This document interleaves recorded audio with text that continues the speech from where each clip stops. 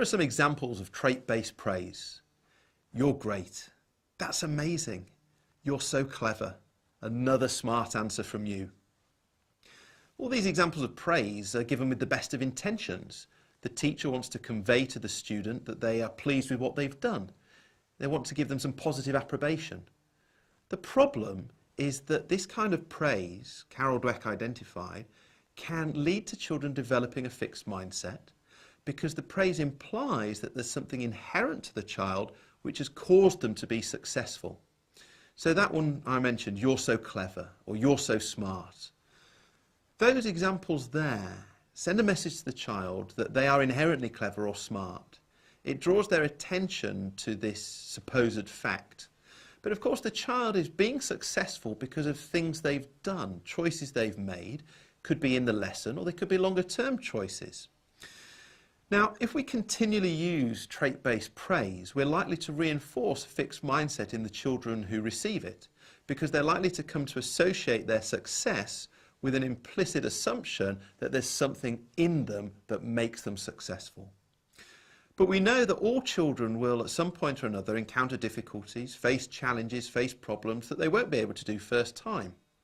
If a child believes that they're inherently able, then when they encounter a difficulty, they may just assume, well, I've reached the limits of what's possible.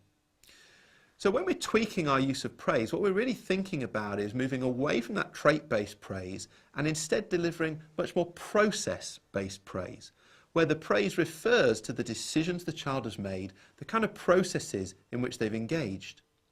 So here we're saying to the child, actually, you are the active player in your learning. You have agency. The choices you make, the decisions you make, that's what leads to you being successful. So for example, instead of saying just, that's great, we might say, that's great because. And as soon as we've got that because in there, we're sending the message to the child that there's a reason underpinning why they've been successful. So we might say, that's great because you went through 3 attempts first and you found a way that worked. And there we're focusing on the process. We're saying to the child, it's that persistence which has caused you to be successful. And then we wouldn't say something like, you're so clever. Instead, we might say, that's a really fantastic piece of work because. And again, we draw attention to the process because over the past few weeks, I've seen you in every lesson focusing your attention, working really hard, and that's allowed you to create something that is so good. So we're trying to avoid trait-based praise, even if it's given with good intentions, and instead focus on process-based praise, which draws the child's attention to the things they've done and makes that link between the choices you make and the success which follows. Golden nugget. Avoid trait-based praise and instead give praise which focuses on the processes that students have used.